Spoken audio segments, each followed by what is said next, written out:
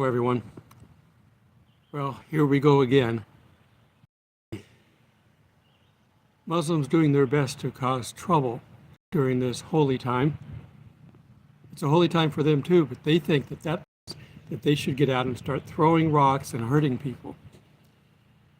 So the Israeli police stormed the Al-Aqsa Mosque, and what did they find? Lots and lots of rocks to be thrown. Their motive is clear. They don't like the Jews there. They claim it's the third holiest site. Of course, they're lying. They're doing Satan's bidding, trying to harm Israel. Because who hates Israel the most? Satan. Who's second? The radical Muslims. And I wish it wasn't that you have to lump everybody together sometimes like this.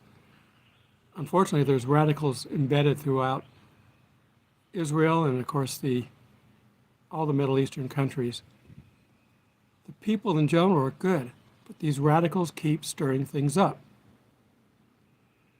I mean, if they were all bad, you would just drop a few nukes and take out the country, but you'd be getting rid of a lot of good people. So that's probably why we haven't. But something's going to happen big. They've preempted this to stop it, but I'm sure that they're going to come up with Plan B. I don't know how long it's going to take for God to get mad and turn on them, but like I said, 150 injured in a fight, mostly by rubber bullets and batons and things like that are meant to stop them, not kill them. But they've been sneaking rocks in under the cover of the Israeli police for some time. There's a lot of people that are complicit with this. And of course, their media is going to put all the blame on Israel. I read about this in The Guardian after I heard Masafate talk about it. He usually gets the headlines out ahead of me pretty good because he lives there. But I wanted to make sure that all you knew about it. You can go find his live emergency video that he had this morning sometime early, a number of hours ago, and it's in the Guardian newspaper. Now, the Guardian typically is a left-leaning newspaper, but when it comes to the Middle East, they're going to report on it far better than our media will.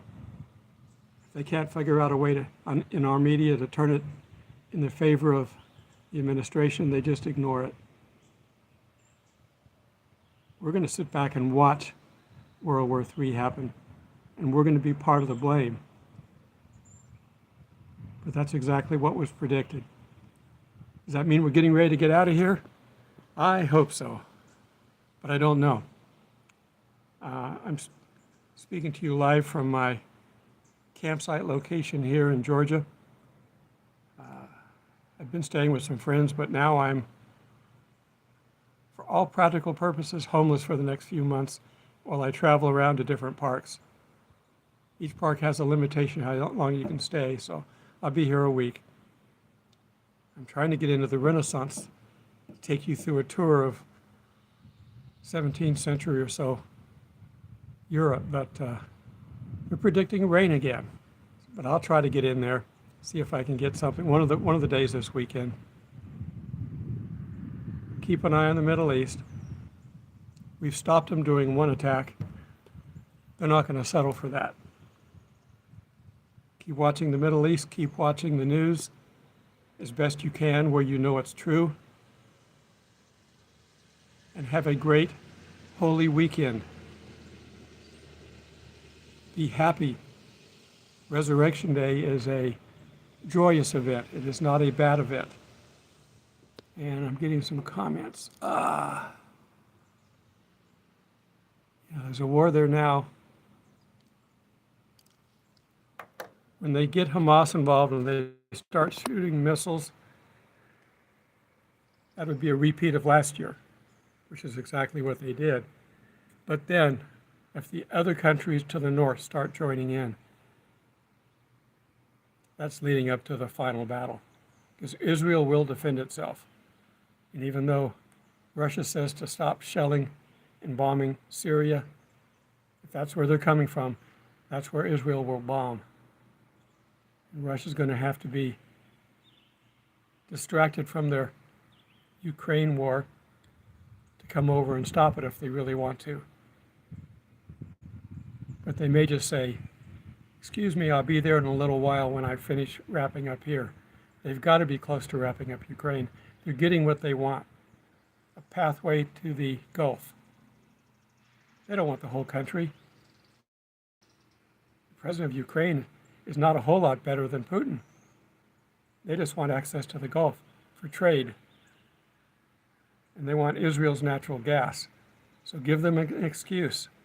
Bomb Syria, and Russia won't like it. And they've said so. Your messages are going away too fast on my slow internet out here in this campsite, so I'll have to check them when I get done with the video.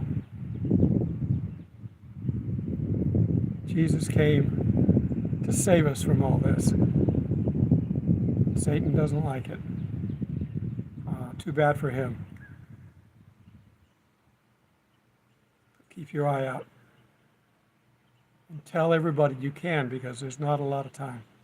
We don't have time to say, I'm going to plan to do this. Just do it. Talk to your friends and family. Tell them, if I disappear, here's an envelope. Put the gospel in it. Put tracts. Do everything you can to make sure they're prepared in case they're not when Jesus returns. All right. This is just a quick update because I saw that there's fighting going on. We've had a calm going on for most of the week, so I'm not at all surprised this is going on. How far is it going to go? 4,000 missiles last year. How far are they going to go this year?